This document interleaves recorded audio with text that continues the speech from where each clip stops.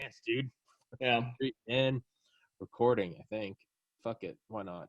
Are we recording? I guess we'll figure this shit out, Marcus. Yeah, it's recording. It says on my end. Okay, beautiful. Episode 200, Marcus Cardona. Woo! 200! Woo! I decided early on I wasn't gonna choose who got the big numbers. I was That's I'm gonna let it happen. That's you good. got it. You got it. Complete cluster. I appreciate it. This has been I like having a repeat podcast because I get like one-time podcasts and I'm like, oh cool. So this has been fun. Yeah. One times are all right. I like repeats because the first one's always like a weird first date almost. You get all like the jitters out. And after that, it's kind of a continuation. You just kind of hit play. You just take your dick out and just like, let's get back to it, right? Yeah, exactly. But hey, I mean, it's a good one. I don't know how many other comedians you have on this podcast, but others and they won't fucking do it. But I'm like the who is it? I'm like the I guess. You're the I'd be the Bill Burr for your Conan or whatever. I just get to say my thoughts. Yeah, fuck yeah. You can just on this platform, just scream about whatever you want and sign off. Just no repercussions. Fuck it, I'm out. It's so the fucking liberals. No, I'm just kidding. About the liberals and the conservatards and that. Last night, I don't think there's really any way we can even avoid it. So let's just jump right into it. It's just I woke up this morning thinking like I don't want to talk about the debates today. I just want to like talk about dick jokes with Mark. How long did you go into it? Because I was playing poker. I was playing poker, so I was in the background. So I was like, I beat two guys, or I knocked almost everyone off the table, and then they all bought back in. It was fun. Yeah. Like there were only a couple like key points. Like I knew it was gonna be a clusterfuck. Like my favorite one is like the fact that you texted me during the poker game because we were like already like, oh man, are you watching this? I'm like, yeah. I'm also like winning at poker. And, and the only thing that they were like, what was it? What did I text you? Was it socialized healthcare or something like that? Socialized, and I told you, I monkey meme. But it was so I watched the full first debate between Trump and Clinton. The second one I watched part of it the next day, and then I just didn't watch the third. And this one, I mean, I was like, I'm gonna watch it just because it's like the first corona. It's like more so. It's like I think it's just gonna be like a historical debate for better or worse, right? The coronavirus, Trump going in. I went down with my mom and dad. We turned it on. I was like, all right, let's just see how this thing goes. And when they walked out, I had a fleeting feeling of like maybe they're gonna come out and maybe this is where 2020 starts to change. I just had a fleeting little because I'm such an optimistic little bitch. I was like, well, this is where it happened. Oh yeah, that's hella optimistic. Within about 45 seconds, I was like, I can't finish this. But I sat through the whole thing because apparently I like to hurt myself. And I just dude, debates for me, especially like presidential ones, because especially this one, especially the way that like the public has been like polarized and complete opposites. I'm like, these debates aren't changing anyone's mind. Nothing. Yeah, that's like the thing. I'm just like, all right. I was like, and I've been doing debate drinking. It's like they have a website, debatedrinking.com. So this is like a fun one. Because you're supposed to choose a candidate and then you drink when your candidate says like a certain word. So this was it last night. I did it for like everyone playing poker, just like we're in between blinds and stuff like that. So I'm just like, oh, cool. Guys, we're just going to do a drinking game real quick with the debate because it was playing in the background. So if you chose Joe Biden, my favorite ones were, let's see. If you chose Joe Biden, you have to drink whenever he said Russia, mask, fair, malarkey, and here's the deal, which hilarious. I don't think did he say any of those? Yeah, he brought up the points like fair and Russia and then mask and stuff like that. And then Donald Trump's were China, vaccine, rigged, radical, powerful. Oh, Jesus Christ. And then the community words were Obama, jobs, and middle class. So But it was, I mean, yeah, like there were like the like the moderator was bad. It was all just like so bad. It was. I mean, and you're right. Everyone sees what they want to see. That's how you know nobody. I was talking to a guy earlier about this, and we were like, in an MMA fight. I don't watch MMA fighting, but I mean, anyone can know. In a fight called by decision, right? It's like how you always see those. You're like, how the fuck did that guy win? They're both still standing, right? yeah. No, a guy wins when someone else is bleeding out of his ears, face down on the ground, and his kids are crying. The other guy wins, right? A knockout. Yeah. It's never good when you see everyone immediately Trump destroy, Biden destroyed, and it's like, well, that's how you know there was no, I don't know, man. I feel like everyone who is in the middle is like, why are these our two options? And there's more of that than anyone else. I think, but yeah. Because I'm like, right now, the only thing that is of concern is like the whole like Joe Biden literally calling about, hey, can you denounce white supremacy? And then he did. No. Yes. Yeah. Stand back and stand by. I'm just like, oh my God. Oh, it was. Now, yeah. Well, I mean, I know that because I have the internet that like all the Proud Boys and stuff are like, oh, we're hyped, we're prepared for whatever, and I'm just like, gayest fucking name for a group ever. This is the gayest fucking name. I think who was it? Anthony.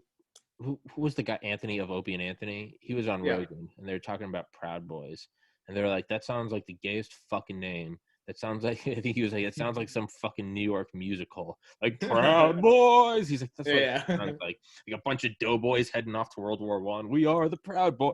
Like, I mean, if you're gonna just like be like a white gang, at least name it something. Like, if you're gonna do it, like own it. It might as well at least be like, I don't know, like White Devils or something. But Proud Boys sounds like a 1920s like Coke commercial drawn by Walt Disney. Like Proud Boys, like Proud Boys, right? I only drink Coca-Cola. Like, but that I remember my friend Cal texted me that I went to Valdosta with when we lived in fucking the racist South, and Cal was like, "Yo, man, you watching this?" And Cal's a little more right-leaning, but even he was like, "This is a shit show." He goes, "This is disgusting," and he goes, "Who do you think's winning?" I go, "Neither." And he and as he's texting me, I see like the ... and then it stops. And he goes, did he just not denounce white supremacy? And I said, I think I just saw him not denounce it. Yeah. And then, immediately after, I'm texting my other buddy who's more of a liberal, and he's like, why won't Biden just say, like, Antifa's bad? He's like, why won't he just say it? And I'm looking at, like, both these texts I'm having, and I'm just like, this is, like, we're getting nowhere. And at the end of it, Biden did make me laugh. At the end of, like, the first segment, it slows down. And then Biden goes, well, that was real productive. And I was like, that's, I think, how everyone in America feels right now. That was real productive. But we finished, and my dad goes, that felt like I was just in a slow motion car crash for 90 minutes. Yeah, well, I'm just surprised that they both lasted on stage still coherent. But it was oh my God, there was just so much talking over one another. And I'm just like, what is this? This is maybe the silver lining, because I'm still such a bitch that I look for the silver lining. But maybe the silver lining is we all see how busted the idea of an hour-long debate is. Mr. President, well, Joe said Sleepy Joe. Oh, shut up, man. And it's just like, the winner gets the nukes. Like, this is where we are.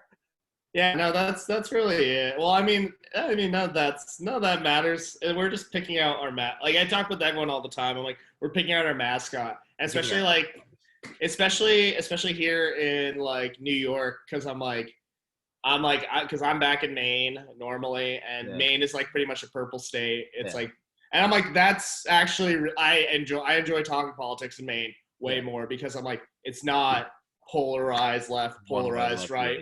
But also it's the dumbest thing too, because even though it is the whitest state, lack of diversity, like it never comes down to like something super racist until someone that I'm debating with is like, well, you'd think that as an Asian. And I'm like, no, I grew up here too, dude. I grew up in Maine. Shut the fuck up, and I'll like hand it to you, because I'm like, I know about Maine politics. I know about I know about like the economy. I've worked the major industries that Maine has to offer, fishing. Like I've worked in like forestry and shit like that. So I'm like, it's not like that. That's where it would come out. So, but at least it's not like overly liberal and like overly conservative, because both like the far ends of the spectrum are the worst. And that's really like me and someone were talking about it, because there's a guy who's like, oh yeah, I'm voting for Trump in New York, but I'm just like, I'm not gonna go after him because New York votes don't count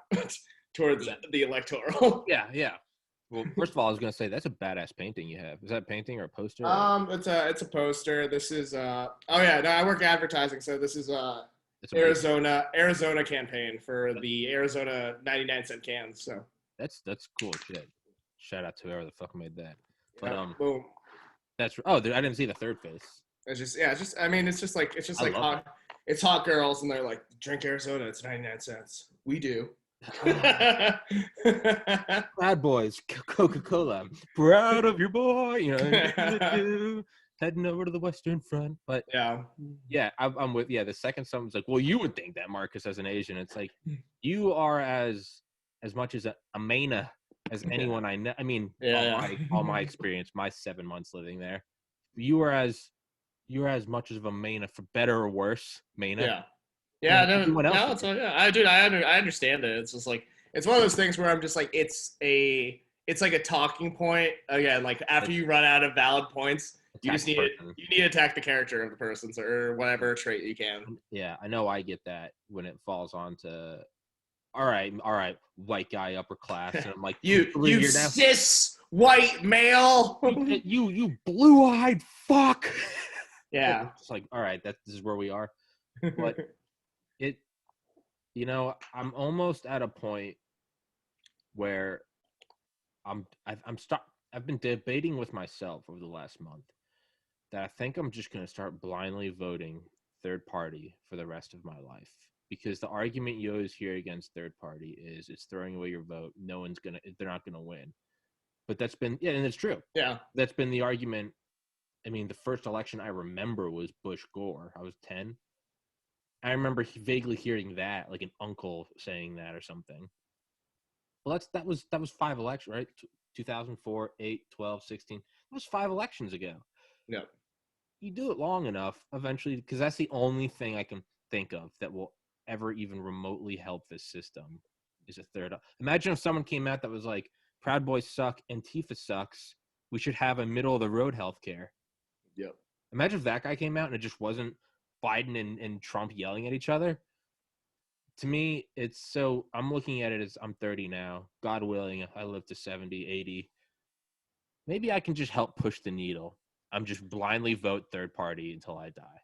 Dude, it's one of those things where, I mean, we've been like, politics and identity stuff has just been polarizing in such far spectrum. So it's like, it's equal blame and it's equal system. Because I'm just like, well, the other thing is, it's because I'm like, this is how wild, like, I was talking with someone about this in about the government, where like the government is not afraid of the public anymore. So not at all. No, and it's like it's a subject that I've been kind of trying to make jokes about. I'm like, do you think change is possible without violence? And I'm like, because I'm like, we don't have any foreign enemies right now. We're our worst enemy exactly right now. And we've asked for change. We've asked for like not even like a strike. Like, we've been protesting, we've been striking. And I'm like, non-violently, cool, we're doing it by the rules. And I'm like, there's the tipping point when it gets there. I'm like, it just is escalating more and more, especially with like RBG, like, Supreme Court, that whole thing. There's so many like different aspects where I'm like, it's getting to that point, and I'm like, there's also like the amount of blind patriots and blind like allegiance to America that it's wild. And I posted this earlier. I'm like, there's not enough Second Amendment believing liberals to make the Civil War even if we're gonna have one.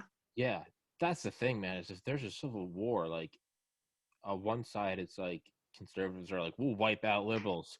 The other side, it's like, well, that to me, that's like you have to have both people. So that's a terrible. Aside from the fact that civil war is just a terrible idea, period. Mm-hmm. I was like, that won't be good because now the only people left will be right, and then it's just gonna eventually the people on the right are gonna become left as it moves farther right. So that's not good. Like that's no outcome good comes from that. It's like, but it does kind of feel like one of my favorite things ever is not the comedian George Carlin, but the historian Dan Carlin of hardcore history. He has a 6-episode series on World War I called Blueprints for Armageddon, and it is better than any audiobook I've ever listened to, hands down, period. That and it's free.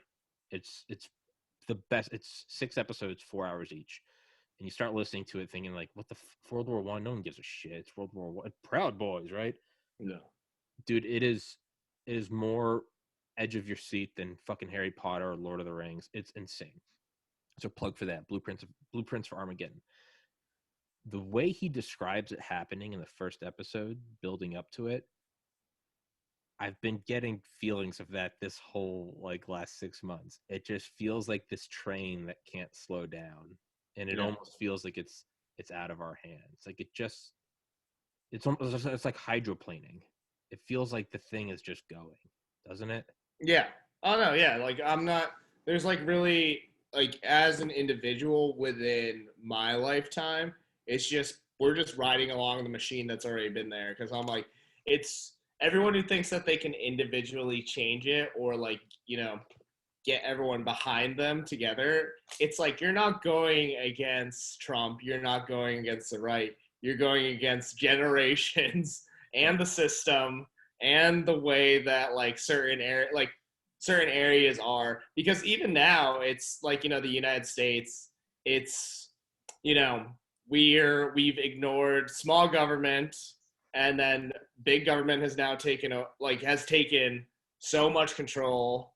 And now what you're trying to do is you're trying to change federal government to help the small government, when the focus should have been, you should have been focusing on small government more, because the cities that like I was just in Philly, and like they made the thing like, oh, bad things happen in Philly.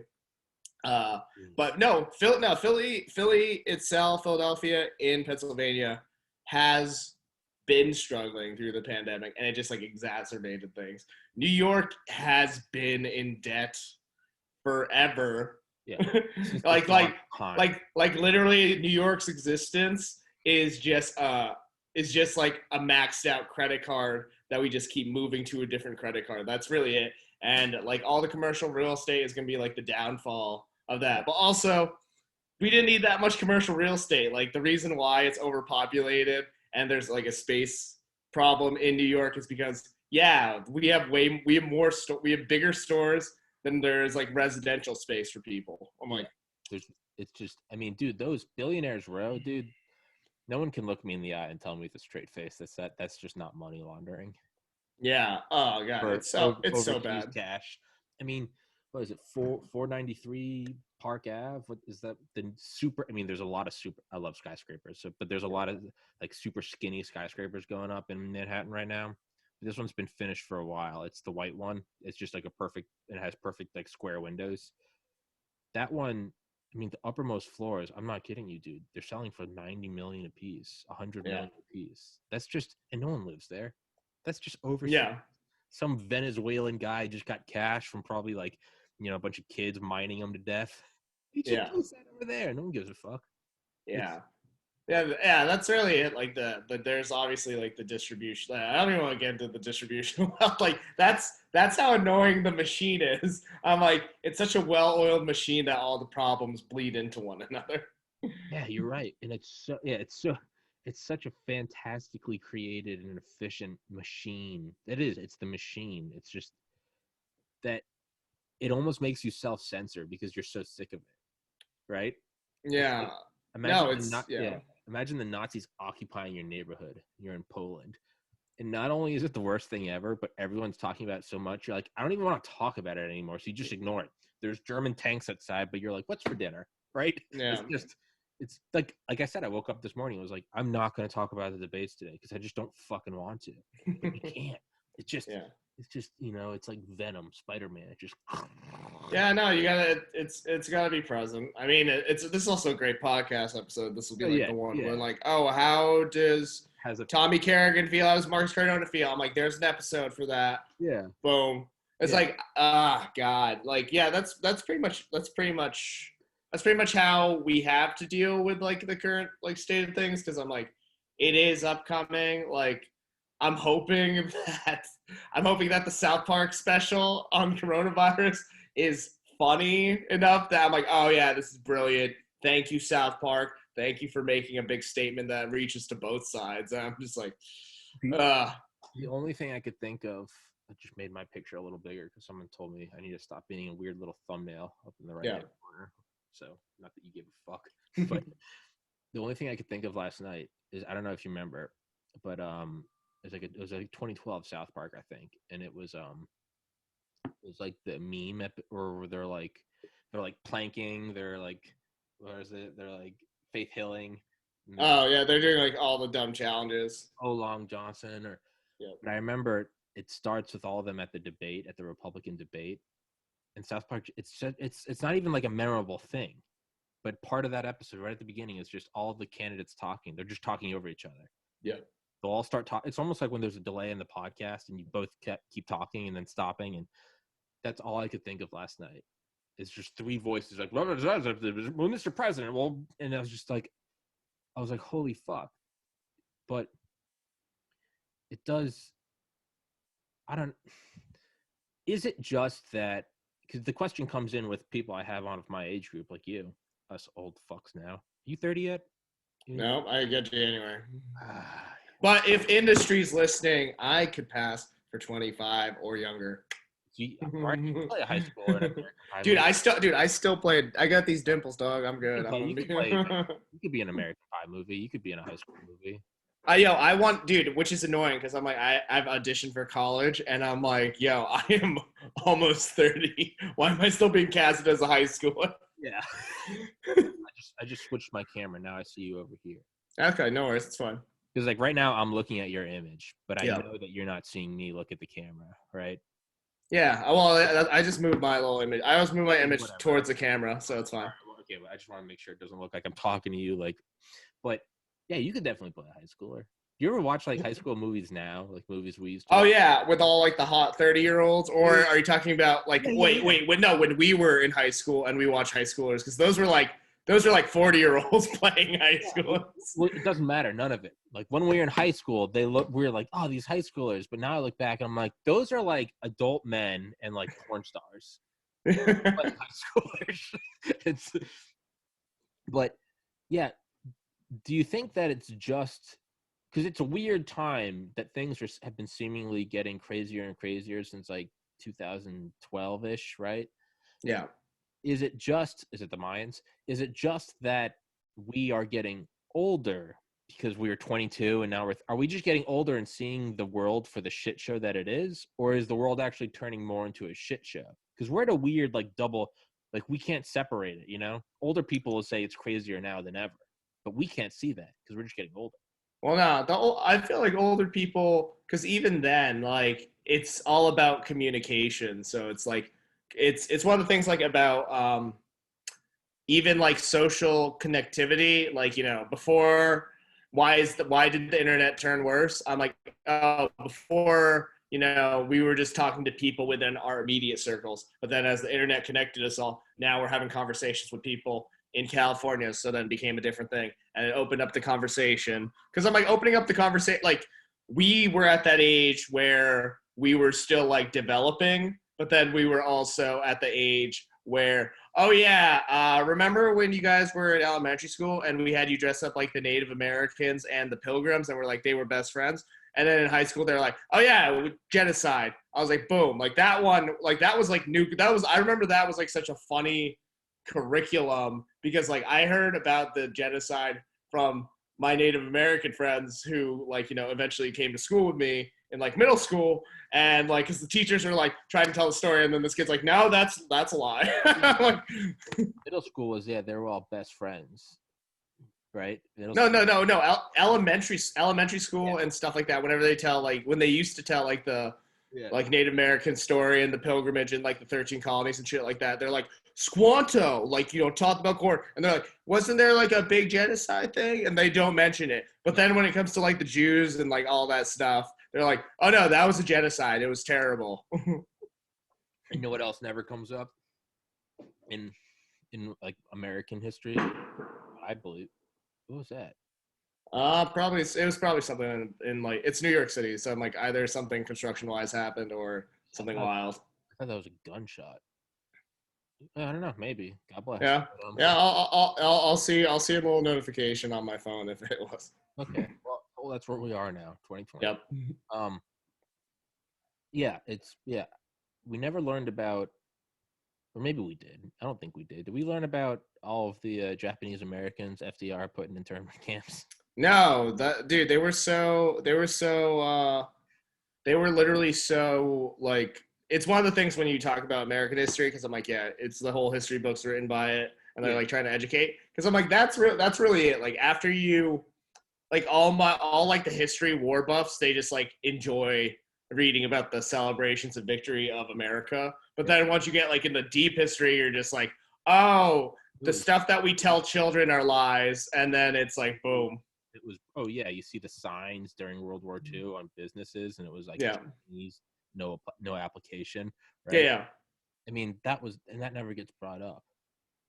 Or the 1933 business plot, where they tried to take over and establish a fascist government by using Smedley Butler, who is the most decorated Marine of all time. Never gets brought, like, an actual attempt to overthrow the U.S. government. It's called the business plot, capital B. In 1933, never gets brought up. But part of me thinks it's like, but because there's this weird, at least for us, there's like a 3 thing happening. For everyone else, it's a 2 thing happening. The 2 thing is the U.S. just getting crazier? The second thing that it's hard to separate from is, are we just becoming more connected? Right? If everyone could make it to 1860, we might think it was just as crazy then. But because like 1 in every 4 people could read, let alone write, let alone get into a newspaper, let alone receive a newspaper, right? Versus now, you can just get on and be like, Hillary Clinton's a Satanist cannibal, #QAnon, right? Anyone can fucking say that. You don't even need to know how to write. You can just hit the microphone and talk, and it'll write it for you. Yeah. So for 1, is America getting crazier? 2, is it just that, is it or everyone now has access to everyone else, and then us, and or the 3, is this just a thing that happens between the ages of 22 and 30, whether it's now or whether it's 1400 AD, where you realize the world isn't as rosy anymore? Is that just like a normal almost as it's as common as like puberty, right? Do you just get a little more disillusioned? So it's hard to, do you get what I'm saying? It's hard to separate which is which. Well, I mean, no matter what, like, I feel like after you get out of high school, obviously, like, that's like leaving the nest and all that stuff, and then your concerns become financial, fiscal, and then there's like the whole family building thing now, because like I've already am at the point where I'm like, oh yeah, with climate change, I don't want to bring any children in the world, and like that's like a weird thing, but also at the same time I'm like, oh, I don't have the family ideal anymore, because I'm like, there's still plenty of Americans who are like, oh, the American dream, like, I won't feel fulfilled as a human being unless I have a family. And then the millennial generation, we don't give a shit about marriage. We don't give a shit about like all these other profitable institutions. Like even like my favorite thing is like with like, everyone trying to take advantage of welfare. I'm just like, I'm like, they're so poor. And guess what? That system was set up so that way there's an option for raising children and overpopulating. Because guess what? You're just creating more American consumers. It's such a dumb machine that just, again, it just fills into the next thing. And then now you just have like this dumb blame for like, oh, you're taking advantage of this. And then, everyone who will celebrate like, oh, like my favorite thing was like after the New York Times released the taxes, which again, so polarized right now, that means nothing to the right. They're not like, oh man. And then you have all these dumb fiscal people coming in with the defending, like, I do taxes. I save as much money. That's just a smart guy. I'm like, no. I'm like, I'm like, if he was poor, you'd be like, what a piece of shit. And like, he lied on his taxes. But if he's rich and he lied on his taxes, I'm just like, it's such a hypocrisy that it makes me so like, it's so dumb how we celebrate people because of their position wherever. Yeah, because they are running with the party that we agree with. Yeah. You know? Exactly.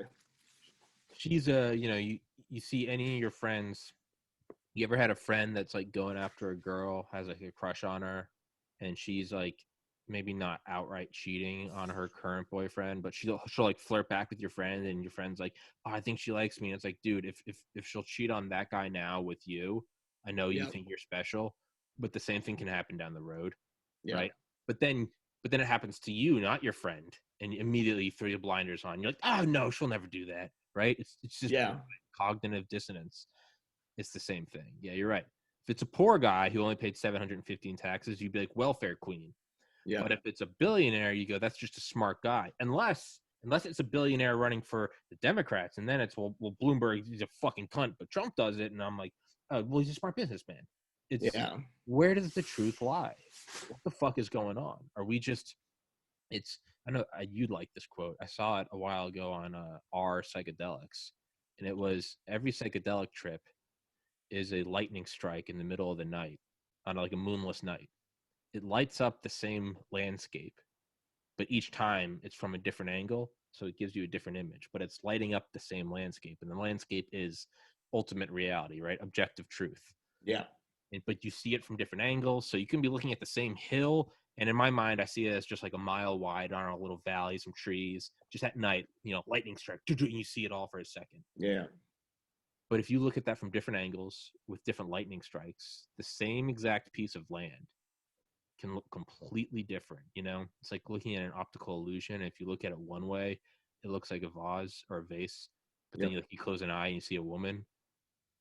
I've been thinking more and more about what is the objective reality, and not in a physical sense, not in like, well, objective reality is there's 4 major forces in the universe and gluons and quarks and blah, blah, blah. No, I mean, like, is there an objective reality of what's going on in humanity right now? Is there like an objective, this is the person that's working for us, this is the person that's working against us? But right now, we're all just looking at it from different lightning strikes. Some of us are looking at it through the CNN lightning strike. Some of us are looking at it through the Fox. Some of us are watching the debates playing poker. Some of us are watching it with our parents. And we're all these things are different lenses. Is there any hope that we're ever going to see the objective truth, or is it just a lightning strike shit show until we nuke ourselves? Yeah, that's pretty much. I mean, that was deep and existential. Now, just for you, baby. Pull out the big gun. Yeah. No, that's. I'm like, I wouldn't say like it's gonna get bad till that we nuke ourselves. I think that there's gonna be a point that there's gonna be a reasoning where I think ultimately we're gonna have to.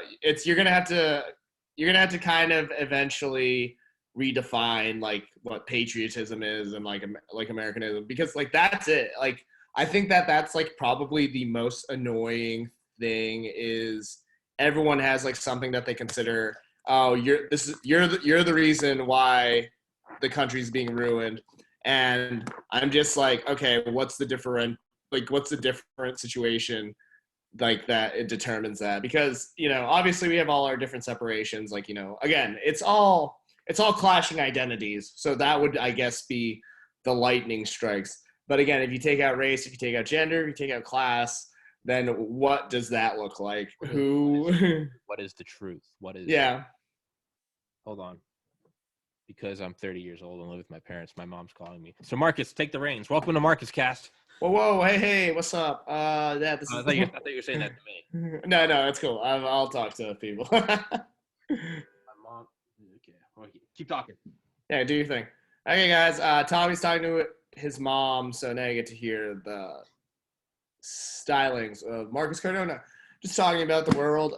Yeah. So while we're here and it seems like the world is bleak, if you're alive, just be grateful, be happy to be part of this wonderful part of history. But really, it's, just be grateful, I guess, in this time. Everything that's happening around us is outside your control. So just do what you can to control the environments around you. This is a fun little spiritual affirmation from me. Whoever's listening, I hope that, you're doing well. I hope that you're finding relationships that you find worthy, that they're growing. You've let go of the relationships that you don't deem worthy anymore. Finding some self-improvement, finding own happiness, because you need to ultimately, I've been focusing on how I can internally bring myself joy and I guess sift through what external influences are upon me, because as individuals, we're just small specks in the grand scheme of things. Obviously, we can influence one another, but we should just focus on being as present as possible, yourself in the world, and everything else. All right, and Tommy is back. Boom, we're here. That's okay, guy. Yo, if you're gonna do the editing, there's some fun positive affirmations just middle of the podcast. Fuck that. I'm not editing that out. I love positive affirmations. I do positive affirmations every day, man. I do. I know it's new agey, but my mom went for a bike ride. My mom's healthy as fuck, and she went for a bike ride, but got a flat tire. All right. So are you picking her up? No, my dad just got home, so he's going to do that. So the podcast goes on. All right, cool. Hey, this again is how I always look at it. This is my origin story. This is my superhero origin story. Remember when TVC was so small, I got interrupted by his mom getting a flat tire? God willing, it gets bigger, because otherwise that won't sound good. But yeah, I do. Yeah, it's kind of.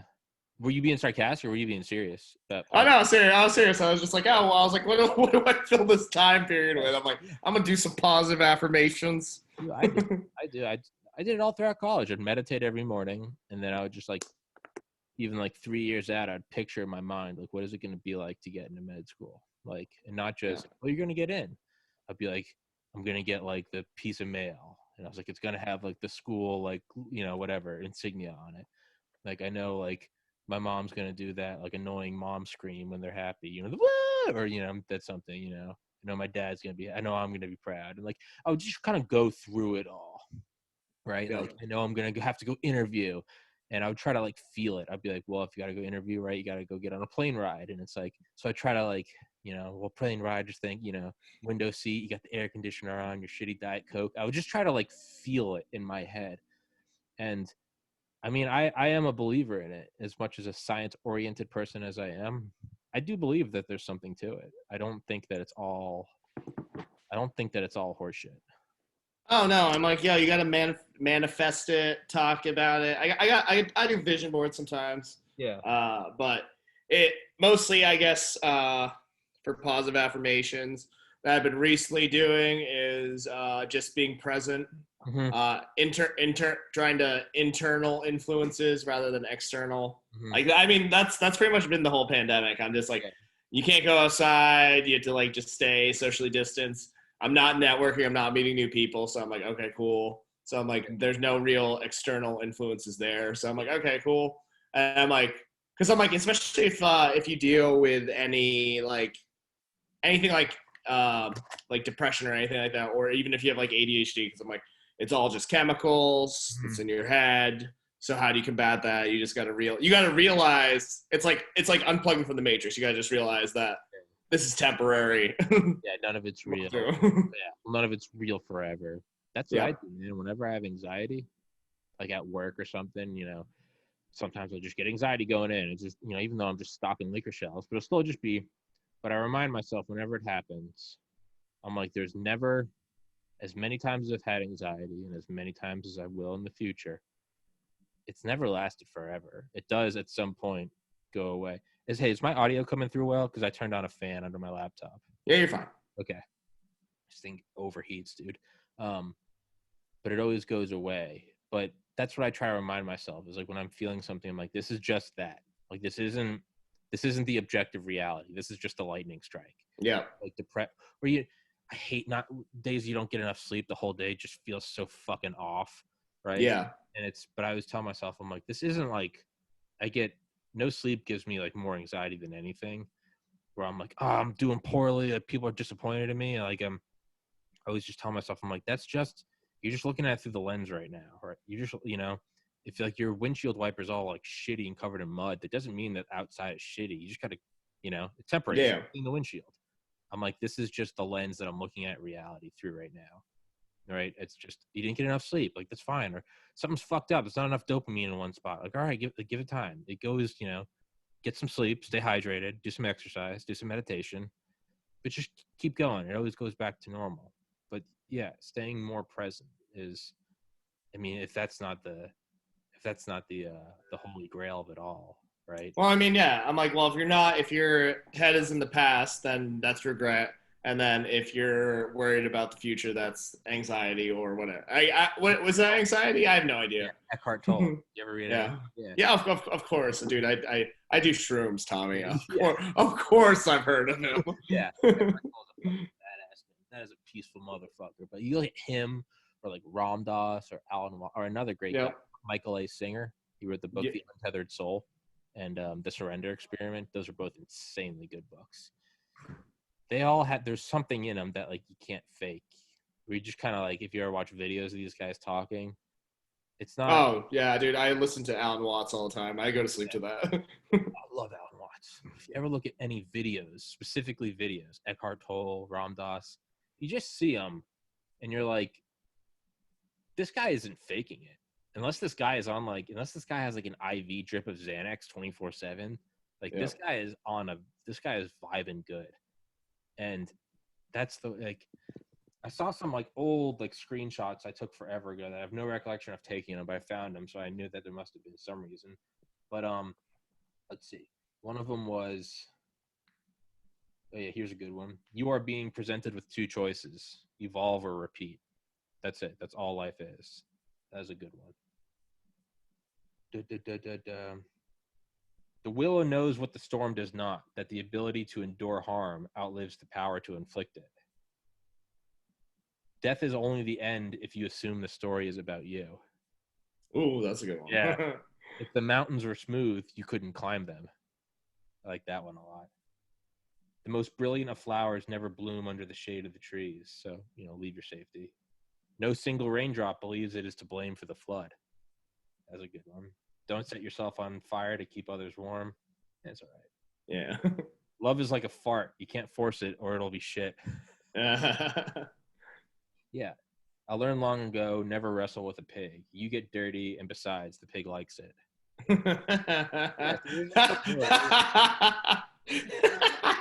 that one just seems like, all pigs have like wrestling fetishes. That's all I heard. You're not beating it. It's just, yeah. Did you really have a bad day, or did you have 10 to 20 minutes where you let your thoughts run undisciplined and that led to a bad vibe that carried your whole day? Come on, man. You run this shit. Pay attention. Yeah.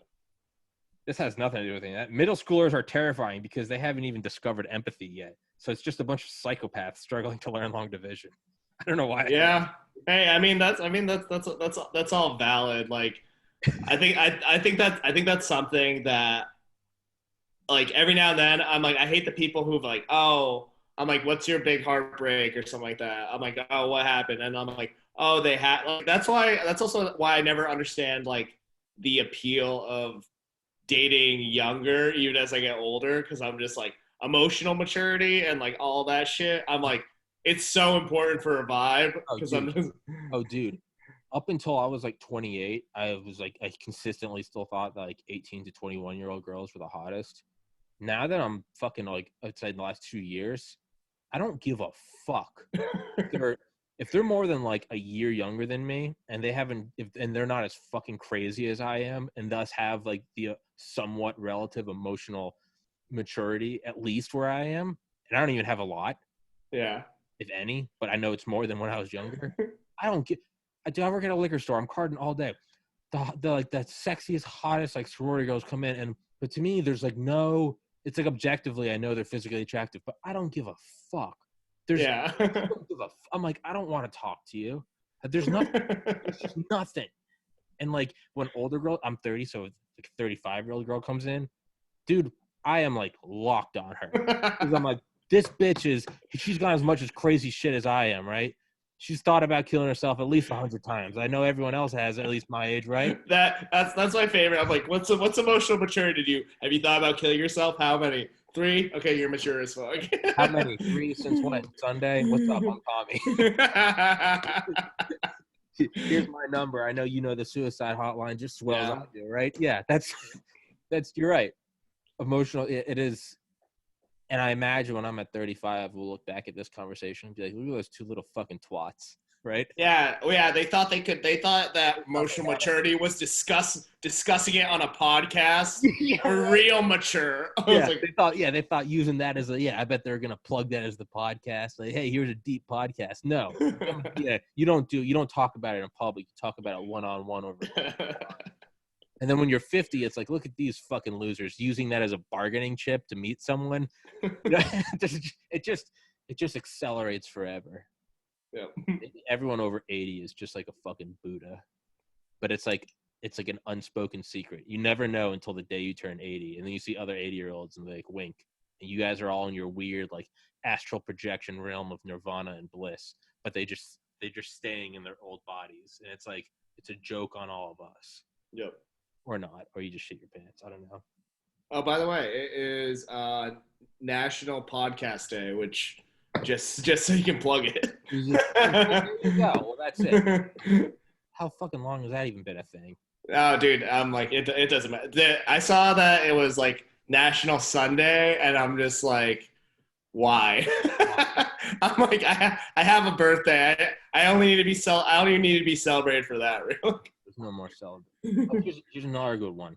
If you believe that if you traveled to the past and changed one small thing in your life, that it would have a huge ripple effect to the present day, then how come you don't just change one small thing today for future you?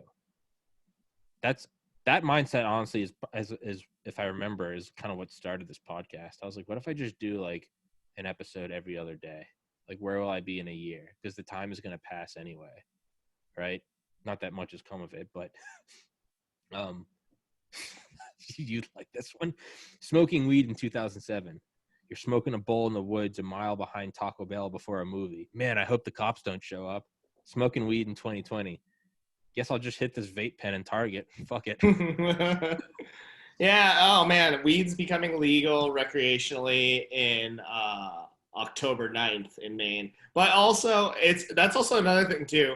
Like, I don't smoke. I didn't develop as a stoner. Like, if I have it, I'll smoke it. But I'm also never like the guy who's like, oh man, I need to get an 8th or else I don't have weed on me. Yeah. I'm like, that's another weird thing that I've matured out of. Like, if it's offered to me, I'll take it, but I'm not going out of my way. It's the same thing with like beer. I'm like, it's more social than anything else. I'm like, oh, okay, cool. Yeah, I don't seek out. Well, I don't drink anymore, but I don't actively seek out weed. Like, if I'm with some friends and they have it, and it's like, let's rip it and play some Mario Kart. Sure, but it's like, there's no like, fuck, I only got enough for like 2 more bowls, man. Where's your pick? He's not fucking. He's out of town. Fuck, can we find something? You're texting people. In 7 years. Hey man, do you know where I can buy weed? It's like, if it's there, I'll dabble a little bit. Yeah, the war on drugs. Am I right? Yeah, right. I don't. Yeah. Well, I'll find another thing. I don't just get like obliterated high anymore either. Like, I used to feel a need that if we had it, we had to take bong hits to the head until we couldn't see straight. But now I'm like, haven't smoked in 2 months. I'll take like a hit and a half just to like feel it out. Just get a little bit. Yeah. I don't see the. Dude, edibles used to wreck me. Now edibles, I'm like, oh, casual. I'm just like, all right, cool. Little tiny one, yeah. I don't enjoy that, like, with whatever it is, alcohol or weed. I used to love that, but I don't like that just like catatonic, like going to a different planet. Like if I'm gonna go to a different planet, I'm gonna take LSD or mushrooms. I'm gonna do it by myself. I'm gonna do it in like a sunny front yard, or I'm gonna do it like alone on a bed at night and meditate. If I'm gonna go off this planet, I'm gonna go out of this fucking galaxy. But if I'm not going, then I'm not going anywhere. Does that make sense? Yeah. If I'm gonna go for a trip, I'm leaving the universe. But I'm not going down the street. I'm just gonna stay sober. It's yeah. I don't know how the fuck we got there. Not important. Last one of these little gay fucking things I screenshotted. The present moment doesn't have any attributes. That one's been helping me a lot. I'm angry. I'm like, are you angry and pissed off? Or like, is this a situation to be angry and pissed off in? Or is this a vibe you're choosing right now in a neutral present reality? And it's more than that, right? It's interesting. You talk to yourself as like a secondary character. You don't talk about yourself in like the third person, like Tommy thinks. Oh, yeah, I'm a psycho, dude. I'm a fucking thoughts in my head, man. If they were broadcast, I'd be in jail or at a street jail, or both. But I don't. Instead, I have a podcast. But it just. Do you think that complete left field? Do you think Rogan sold out? I mean. Yeah, for Spotify, I'm like, I mean, he himself is like already doomsday prepping. He gave up on LA, so now he's just trying to make sure that he's like secure financially. Does Joe Rogan like have like Joe Rogan doesn't play, or is Joe Rogan's married, right? Do you know this? Any of this information? Yeah, he's married and has 3 kids. Okay, so then he's just like, it's like the dad thing. He's like, making sure his family's safe financially. Forever. He's getting his guns. He already does the hunting thing. So I'm like, he's already like separated himself. So I'm like, yeah, he's selling out, but I'm like, also he's like family oriented because like who knows where the world's gonna end up. I mean, you're right, dude. If you're he's in his 50s. If you have a wife and 3 kids, yeah, in 2020 right now with the pandemic and the election and the riots, I mean, when's the next $100 million check opportunity coming by, right? Yeah. You're not A-Rod. You're not Tom Brady. He's got a big thing going, but all these things, they come and go. You got to grab it while it's here. Yeah. You're right, man. Maybe it's just get it now. Maybe he was planning on phasing out the podcast anyway.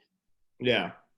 And instead of just kind of going silently, he was like, fuck it, why don't I just sell it out? It'll become a piece of shit. But I was planning on getting out of this game anyway.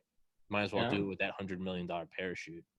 Yeah, well, I mean, it's longevity. No matter what, like even if Joe Rogan stopped the podcast, I'm like he's still getting his like UFC residuals. He's still getting his other like. I don't think he'd ever like get out of the limelight, and like he can go on tour whenever. Like he doesn't even need to do stand up. He could just talk on stage, and people would be like, "Yeah, Joe Rogan." Yeah, he's got so many contacts through that now. Yeah, you're right. He can do anything. Yeah, but it's all very easy to look at from the outside because we're not, Yeah. Look at it. One thing I've been thinking of is because I stock liquor shelves, I got nothing but time to think. Is that in a way there's no such thing as not selling out, because think about it. Let's just use a band or whatever. Let's use Rogan. So what's selling out? Taking 100 million, going to Spotify. The episodes, they used to be live. Then there was like a couple hour delay, and now they come out a week later. So they're clearly being reviewed. It's plugging shit. It's clearly not the same. It seems like it's kind of been raped by the corporate world, at least in my edgy opinion. Corporate world. What was the price? The price was $100 million. Okay. What is the price to not sell out? And what is not selling out? Not selling out is staying true, same studio, not leaving, same guests, right? Do it live, and you're doing it for all of the listeners. But that costs him $100 million. Yeah. Because he's turning that down to not sell out. So no matter what, it comes at a cost to someone. There's no such thing as not selling out. You either cannot be in the opportunity. You're never presented with the opportunity to sell out. You and I, there's no one who's even asking us to sell out, right? No. it's once that opportunity arises, it's not that you can grab it or not. It's that it splits into two forks. You can either not sell out and turn it down and stay true to your fans, but that now costs you the contract, or you take the contract, you get all that, and you don't stay true to the fans. But both are selling out. You're just selling out to a different bidder. Well, it's like, it's not even, I wouldn't say even that, because I'm like, the artist in terms of like today is like, you know, podcast. Yeah, Joe Rogan wants like interesting episodes, because I'm like, but besides that, he was like, you know, just talking. He just became a good moderator. He just had some conversations, literally some episodes. Like, I learn a lot about the guests, but I'm just like, it's not really like anything. It was entertaining, but I'm like, it's not like mind, like, you know, like expanding. And then it just became like a big exposure platform, because I'm like, in terms of like selling out for the money, I'm like, that's cool. But I'm like, even as an artist, like, you can sell out to your fans. I'm like, that's why Dave Chappelle hit so much backlash when he came back into comedy, because he wasn't doing the Chappelle show. He was doing, I'm Dave Chappelle, I'm old as shit, and I'm back in comedy. And I'm like, I've lived a life since the Chappelle show. I'm not the Chappelle show now. Yeah, you're right. It's just, honestly, I think it's just you get into that spot where you're offered the check. Yeah. With 9 digits in it.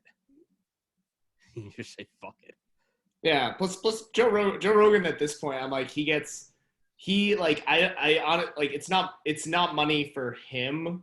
I think it's honestly just his own investments and for his own children and stuff. I honestly think that's all like all these moves are for his family, not beyond himself.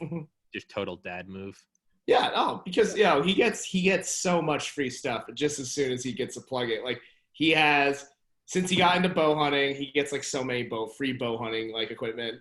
Like, any smoker he gets, like, you know, he gets his own elk meat, and people will send in like their own elk meat recipes. From the UFC, he gets to, like, you know, interview all these people, and all those events are sponsored by Monster. He gets to go to all this stuff. I'm like, that's pretty much it. Like, I posted recently, like, because I'm like, comedy itself and entertainment itself is really dictated by like a madman team of being like, okay, this is your demographic, we can market you this way, blah, blah, blah. But I'm like, and that's just like, you know, creative teams of smaller companies like Comedy Central, same thing with like UFC and stuff like that. But beyond that, there's bigger brands that exist out there that are way more controlling. Anheuser-Busch, like drinks. And I think that eventually because I'm like because like still television is like the big one. There's like ABC shows, NBC shows, and those are fading. But, you know, there's like the million commercials and like beers and stuff like that are out there, drinks, beverages, food. I think eventually entertainers aren't going to be like, oh yeah, that guy is sponsored by, you know, Comedy Central or something like that. It's going to be literally like, oh, that's like a Budweiser comedian or something like that. Because I'm like, they're already doing that transition anyway into music. Because was it Post Malone had shows with Budweiser, and then I'm like, if you're an MTV sponsored musician, what does that even mean? No one really cares. Yeah. Post Malone just always drank Bud Light, even when he was small. And that was like reverse sponsorship. He just did it until they picked him up. Yeah. Maybe I just need to do that. Right? Well, I mean that's a podcast game. You got to either. Well, no, my favorite thing with podcasts, and like now we're getting meta because we're talking about podcasts, but I love talking about podcasts to audience members who are listening to the podcast while we're on the podcast. Happening on podcast day, on national podcast. This is it. This is the whole thing. We turn the podcast inside out. We have attained nirvana. We are at the highest of podcasting. But I mean, podcasts initially, because I'm like, no matter what, podcasts were the alternative or like the updated version of radio. Mm-hmm. And radio's always had the commercials, been like, all right, this is for like this auto insurance. Yeah.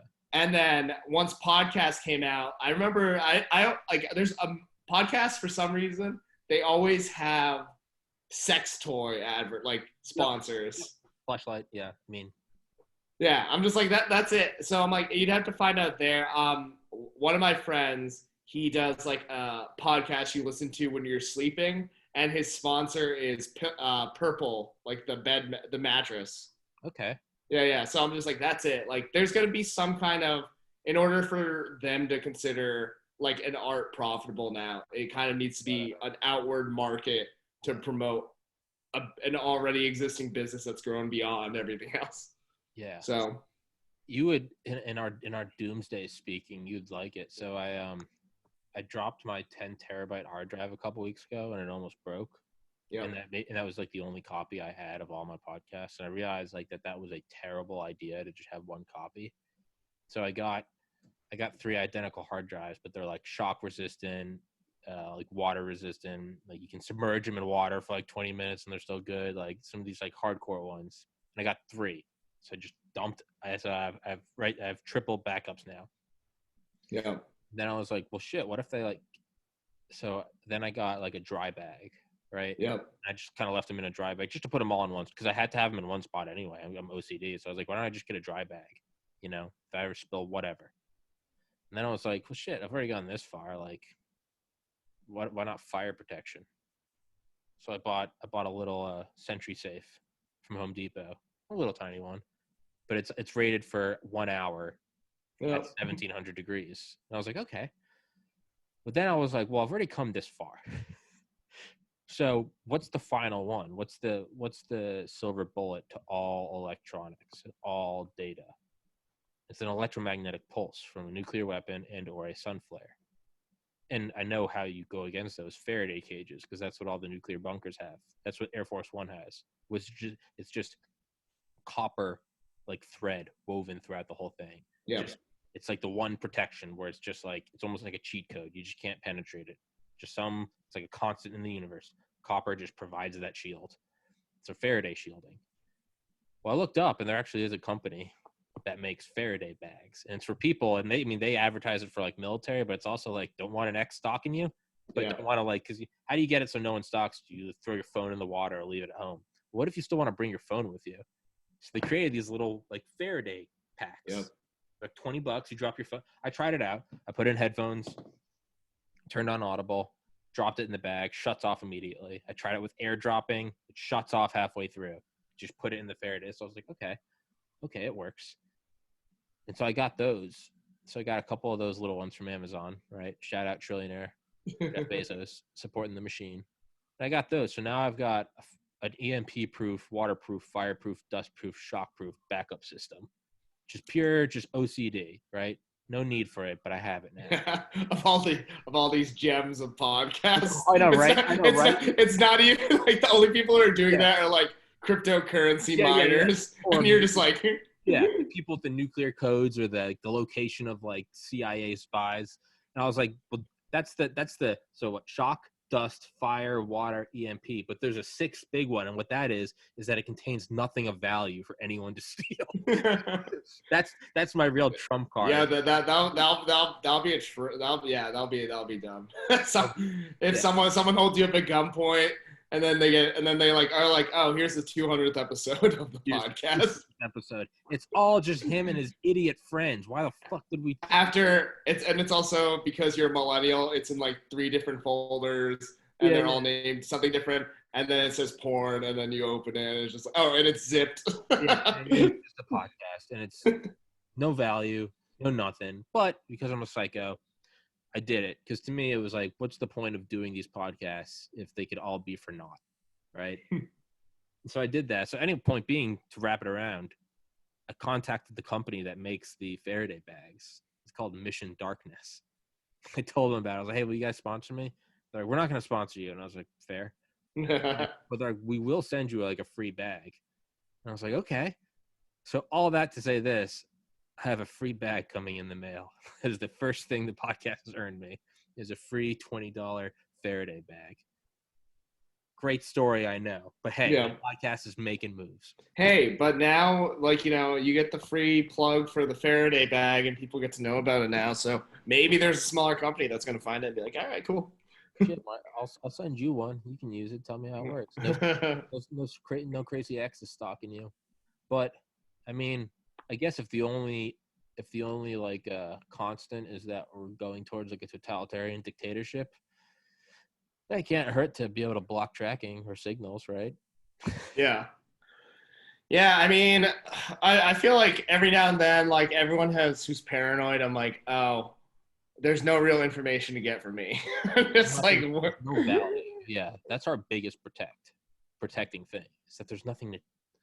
What are you getting from me, man? What do you? yeah. You know? My ego's not inflated enough that I'm just like, oh, you know what? If I get taken out of the world, you guys are losing. You guys are really missing out. I'm like, you're taking a cog out of the no, the machine's gonna grind on like a fucking barge going at a mile an hour. Whether or not I'm here, the machine's gonna just crank on.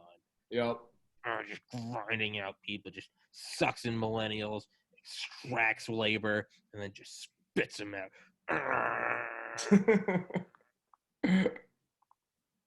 That's where we are, Marcus. Yeah, no, that's pretty much. I mean, that was full expression of how you feel and how most of us feel, in all honesty. But again, there are the egotistical people who are like, "Oh no, I'm separate." I'm like, "No, you're as much of this as possible." And I'm like, "Can you contribute change?" I'm like, "You think you can, but you can't." Yeah, no raindrop thinks it's responsible for the flood. Yep. But does that go back to support my bullshit argument for a third party? No. Yeah, no, it doesn't. It doesn't. But okay, so I guess let's do this from the so no raindrop feels like they're responsible for the flood. Okay, so I guess the equivalent of third party would be if you're a raindrop and there's like two towns getting flooded, but like literally all the raindrops fall this way or that way, and then you fall here. But then like it doesn't really count because I'm like, I guess like that's it. Yeah. And then, but then like you're trying to make a point. You're not going to convince other raindrops to like move direction because they're so far like opposite sides. But maybe that's the logic though. The idea that one raindrop thinks it can't possibly create a flood. Like, but what if every raindrop is thinking that? Well, I'm not going to go do it because I'm not going to convince anyone else. Yeah. What if that's what everyone's thinking? And one person does it, and someone else does it, and someone else does it. Granted, it's idyllic, eye-rolling, romantic shit. Yeah. But the way I look at it is like, what the fuck do we have to lose? Yeah. Last night was the best we have to choose from. What the fuck do we have to lose? Yeah. Trump is again. a They're just mascots. Nothing in taxes. Biden just got 5 or 10 times the backing from Wall Street that Trump got. So they're both not fighting for us. Yeah. So what do we have to lose? That's my logic. Yeah. Make them offer you something that will make you want to vote for them instead of just voting by default. Right? Yeah. Neither are offering something that is necessarily. No one's voting for one candidate because they want them. They're voting because they hate the other, right? Yeah, pretty much. There's some third-party person that's like, fuck it, federally legalized weed. No, never going to overturn Roe v. Wade. Socialize Medicare. We'll still keep the military big. Strong borders, but you can also get a sex change. Just everything from both sides. What if you could actually have a candidate that people voted for instead of voting against someone else? Does that make sense? Yeah. It's all nauseatingly naive and idyllic, right? Maybe if we all just try together, guys, we can do it. And the machine the military industrial complex just says, fuck off. Just grinder. But even if that is the case, if none of it matters, then what does it matter whether or not I go vote for one of the two or whether I just take some idyllic romantic mindset? If none of it matters, why not just do the one you want to do anyway, right? Kind of Alan Watts. None of it matters. You're all going to die. Yeah. None of this matters. You might as well be a stand-up comedian. You might as well start a podcast. None of it matters, right? You're not going to fix it. You can't, it's not a game. The universe can't be beat. We did it. We made it. Even if we somehow get by without civil war and we go on to create utopia, ultimately we're still just on one little fucking piece of iron silicate dust around an unsubstantially impressive star in the middle of infinity. None of it matters. Yeah, no, that's pretty much Yeah, that's pretty much it, man. Like, yeah, none of it. Yeah, I'm like, I mean, that's my favorite thing because I'm like, if nothing has value because it doesn't matter, then any way that you feel about it, it's again, it's mindset. It's you can either have a positive outlook on nothing mattering or a positive or a negative outlook. Yeah, positive nihilism. I think that's my favorite mindset. Oh yeah, absolutely. Nothing matters. It all sucks. Or nothing matters. Fuck it. Go ask out the girl. Yeah. Said no. Doesn't matter. Nothing matters. Right. Yep. I think that's the way to go. Am I burning you out, Marcus? No, I'm good, man. I'm chilling. I'm like, we still got like 40 minutes. I can like still be on this. Yeah. Well, I just don't want to force you because Yeah. I'll never shut the people hostage, man. So if you're back in New York now, how long have you been back? Because you've been in yeah. Oh no, this is just work stuff. I had work in Philly last Thursday, and then I have work again this Thursday through Friday. Then I'm gonna go back to Maine up until the 12th, I think. At 12th or 13th, I had to be back in New York for another work project because every company's trying to advertise in the fourth quarter. That's also an annoying part. Yeah, but yeah, I'm like this is just like temporary work. I'm like, and again, like all my plans for longevity are just like it's whatever. Nothing matters. It's whatever. I mean, dude, that's what I am right now. I work at a liquor store. I have no intentions of like I'm gonna crawl up the liquor store corporate ladder. No, I'm getting cash for hard drives. Like, yeah. you know, I'm getting better internet. I'm getting a laptop fan. Like, so do you think? So last night, Trump said that the vaccine is weeks away. Do you think that was as bullshit as everything else in that 90 minutes? Oh yeah, I know, absolutely. But also, it's one of those things because it's a new vaccine. There's so many people who like they think when 2020 is over that everything's going to be good. When Trump is out of office, it's going to be good. When we have the vaccine, it's going to be fine. And I'm like, there's so much ignorance of the concept of time, the concept of vaccines. Because I'm like, anti-vaxxers are inherently wrong, but the reasoning behind anti-vaxxing is because of the unknowns. And I'm like, no one wanted to take the first polio vaccine. Yeah. It was a necessity. Yeah. AIDS, the first vaccines, no. I'm like, Magic Johnson, even though they stopped it, it took them a while to get there. Yeah. You good? Yeah. I'm just like hearing like background stuff. I think it's like I heard like a neighbor barking or something. Yeah. Yeah. But besides that, I'm just like, it's all like crazy. Like, people thinking of immediate solutions. Because I'm like me, I don't want to take the first vaccine because I've seen zombie movies. Yeah. I mean, not even zombie. Under JFK, there was some woman who was the head of, I don't remember what it was. Might have been Department of Health or National Institutes of Health. But there was I'm remembering this from a college course. There's an example. There was some medication for women. I don't remember what it was for. But it might have been like I don't know. I don't fucking know what it was. It was something that like young women, but it wasn't a contraceptive, but it was something like young women take. And it was working well in like Europe.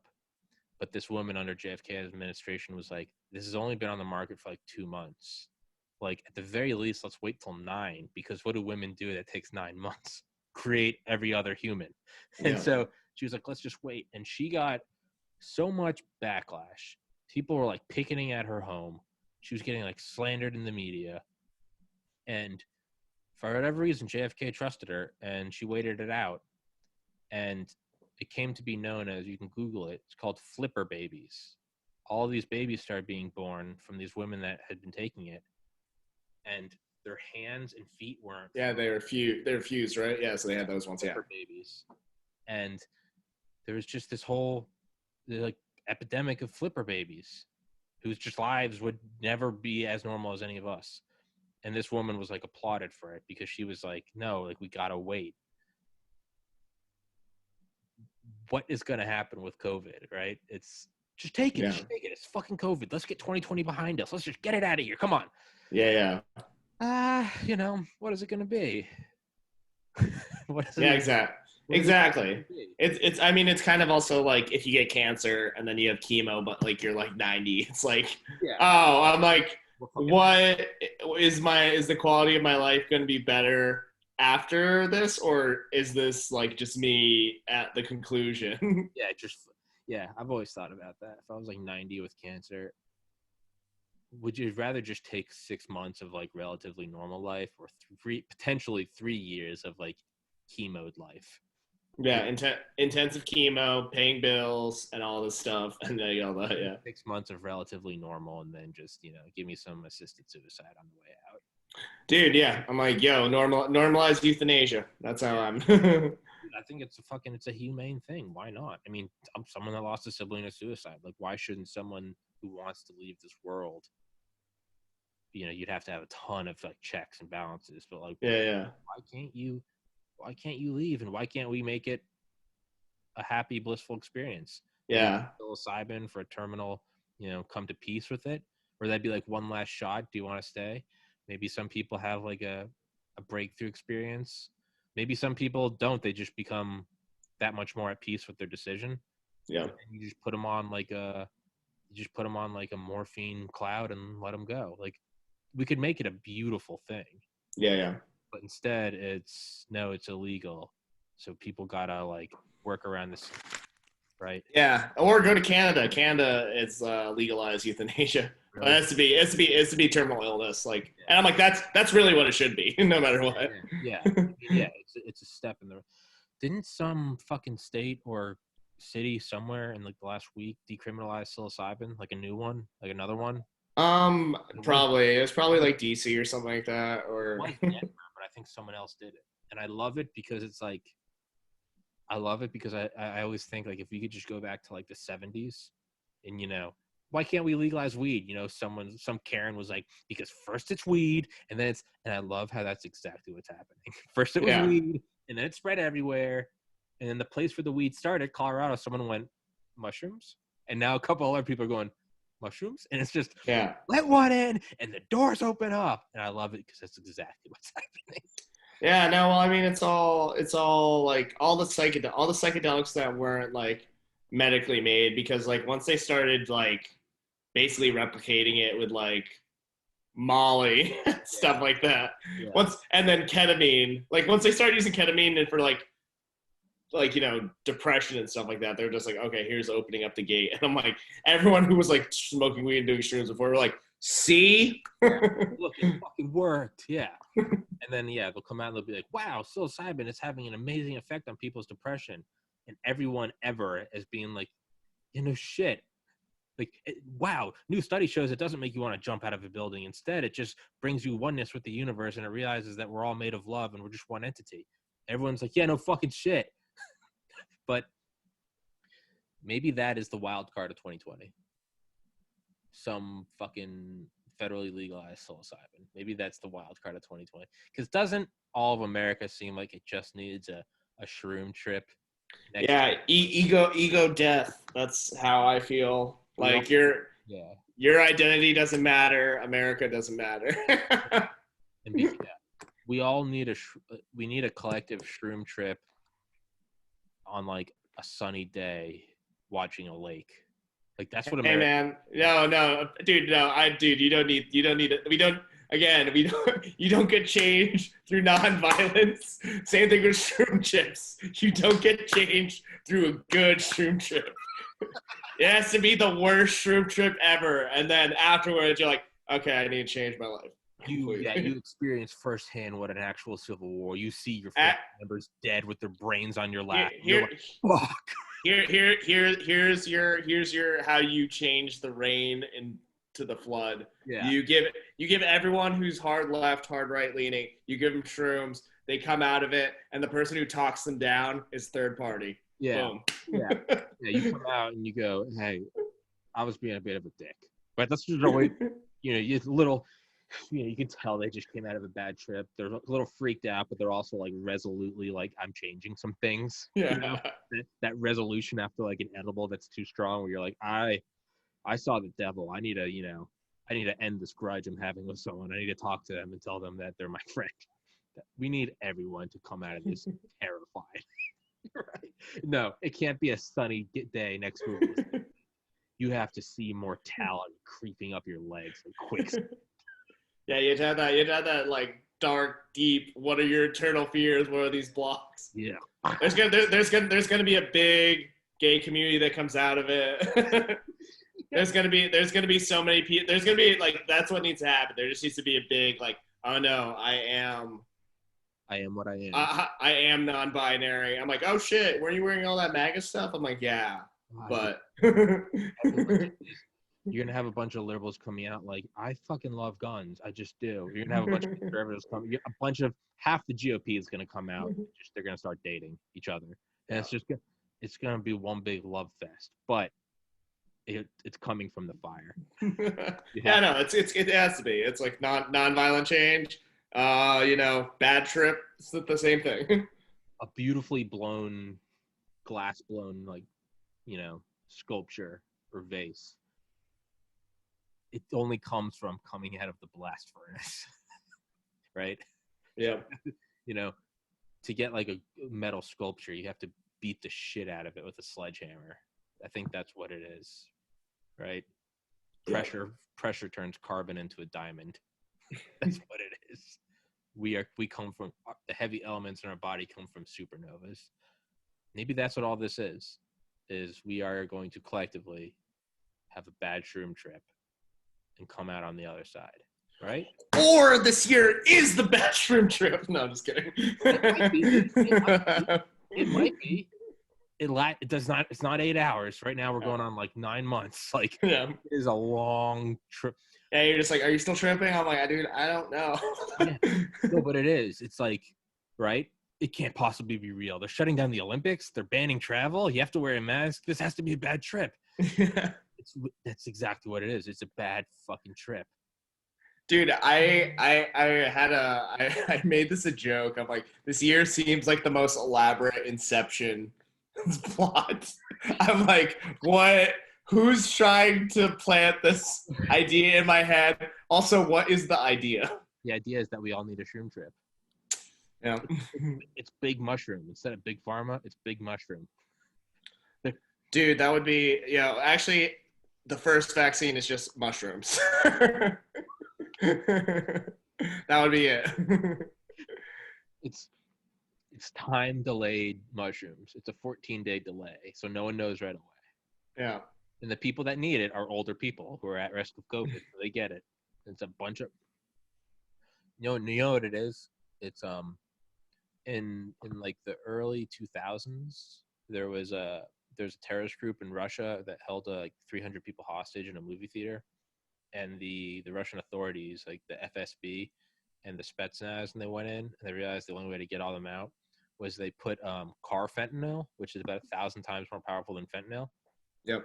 In the air circulation system, and just knocked everyone the fuck out. I think like 30 or 40 of the hostages died from overdoses, but they knocked out everyone and they got 260 out alive. And then the terrorists who didn't die from overdose, they were brought in charge and all that stuff. Wave to the NSA, but maybe we need the Capitol building to just be gaseous airborne psilocybin. Lock the door. Yeah, that'd be something. Lock the doors. Hit the Pentagon too. Lock the doors. Let it just seep through there. And whatever comes is the new world order. For better or worse, is what we're going with. God. I think they probably think it's like a Russian attack and launch the nukes. Yeah, exactly. It'd be bad. I don't know, Marcus. Is your shirt just a kid from Brooklyn? Captain America? No, just a kid from Maine, dog.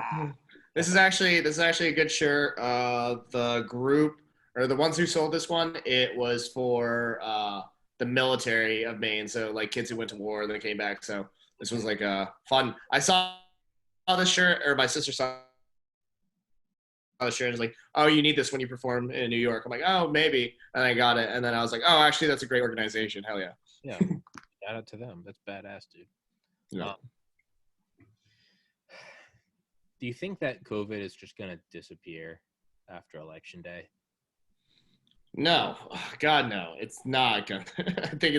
I think Election Day is gonna, Election Day, election night, and like that, like whole week preceding, it's gonna be like I just want to be near some kind of firearm in a house with all the food, so I don't need to go out. Like I'm just like, yeah, I'm bunkering in for that one if I can.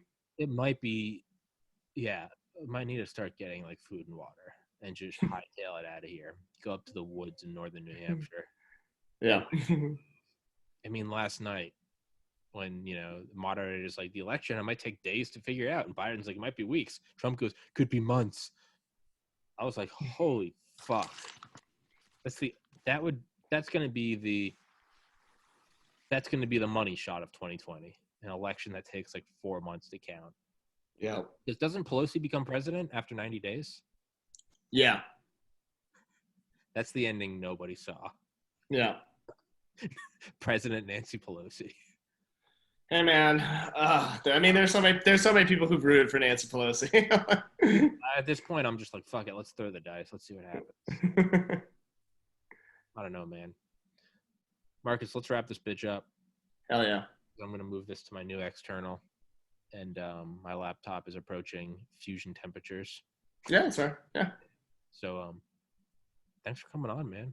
Yeah, of course, man. I'm always I'm glad to be part of the 200th episode on podcast day after the debate and just cathartically talk about how we're gonna fix the country, which is gonna be through shrooms. So it's fun. Shrooms.